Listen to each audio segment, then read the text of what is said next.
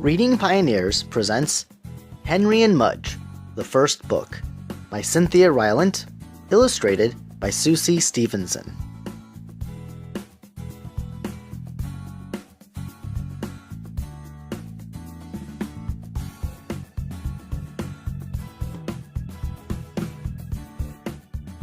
Henry had no brothers and no sisters. "I want a brother," he told his parents. "Sorry," they said. Henry had no friends on his street.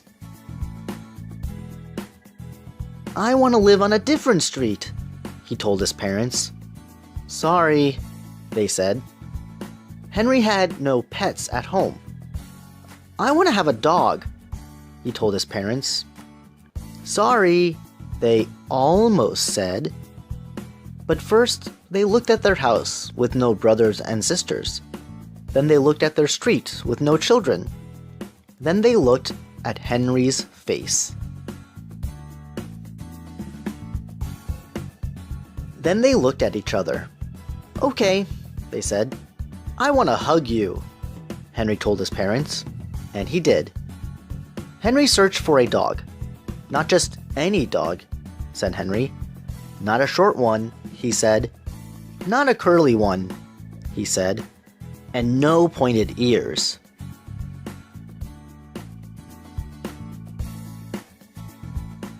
Then he found Mudge. Mudge had floppy ears, not pointed. And Mudge had straight fur, not curly. But Mudge was short. "Because he's a puppy," Henry said. "He'll grow." And did he ever! He grew out of his puppy cage. He grew out of his dog cage. He grew out of 7 collars in a row. And when he finally stopped growing, he weighed 180 pounds. He stood 3 feet tall, and he drooled. "I'm glad you're not short," said Henry. And Mudge licked him, then sat on him. Henry used to walk to school alone. When he walked, he used to worry about tornadoes, ghosts, biting dogs, and bullies. He walked as fast as he could. He looked straight ahead. He never looked back. But now, he walked to school with Mudge. And now when he walked, he thought about vanilla ice cream, rain, rocks, and good dreams. He walked to school, but not too fast. He walked to school, and sometimes backwards. He walked to school and patted Mudge's big head, happy. Mudge loved Henry's room. He loved the dirty socks. He loved the stuffed bear. He loved the fish tank. But mostly, he loved Henry's bed. Because in Henry's bed was Henry. Mudge loved to climb in with Henry. Then he loved to smell him. He smelled his lemon hair. He smelled his milky mouth. He smelled his soapy ears. He smelled his chocolate fingers.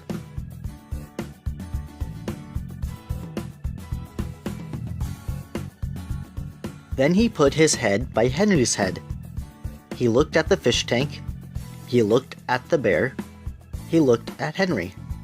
He licked him, and he fell asleep. One day, Mudge took a walk without Henry. The sun was shining. The birds were flying. The grass smelled sweet. Mudge couldn't wait for Henry, so he left. He went down one road, sniffing the bushes, then down another road, kicking up dust. He went through a field, across a stream, into some pine trees, and when he came out on the other side, he was lost. He couldn't smell Henry. He couldn't smell his front porch. He couldn't smell the street he lived on. Mudge looked all around and didn't see anything or anyone he knew He whined a little, alone without Henry. Then he lay down, alone without Henry. He missed Henry's bed.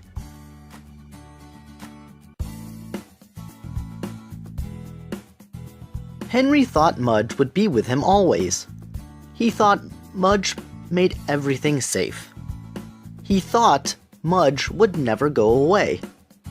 And when Mudge did go away, when Henry called and called, but Mudge didn't come, Henry's heart hurt and he cried for an hour. But when he finished crying, Henry said, "Mudge loves me. He wouldn't leave. He must be lost."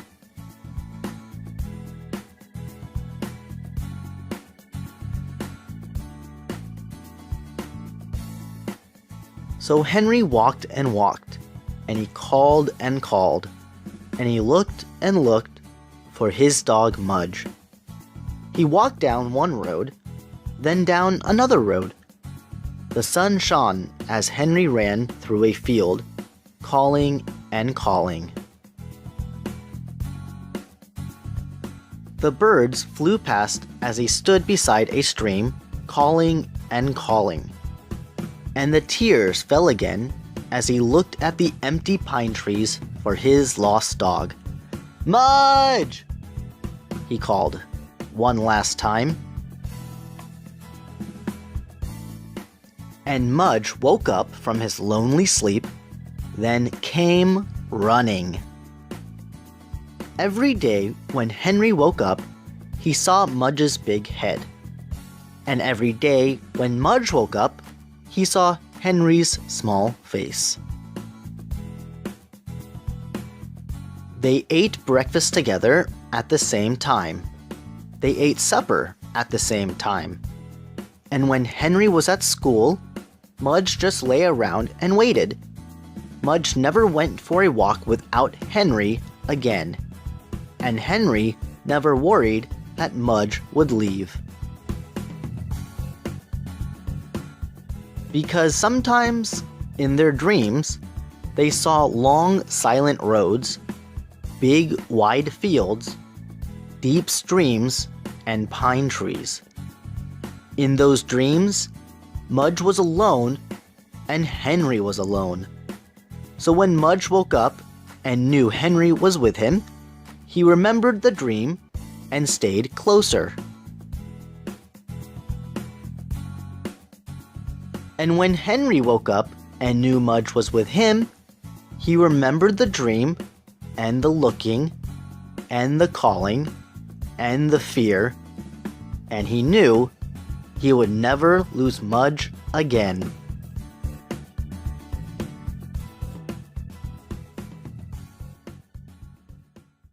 Thank you everyone for joining us today with the story of Henry and Mudge, the first book. I like having the first book of a series because it can help us see how characters grow and develop, and the bonds that they have created. If you could write a story about your first book, where would you begin? What would you write about? Comment below your stories so then we can hear about your first book. As always, don't forget, if you like the video, to click the like button and subscribe to this YouTube channel if you haven't already. If you would like to have stories that you enjoyed reading uploaded onto this channel, you can comment below your suggestions or email me, contact@readingpioneers.com. Until the next upload, here are a couple of other stories by Cynthia Ryland that you may enjoy reading if you enjoyed Henry and Mudge. Well, that's it for today's video. So, until next time, I hope you guys have an amazing day. Bye-bye.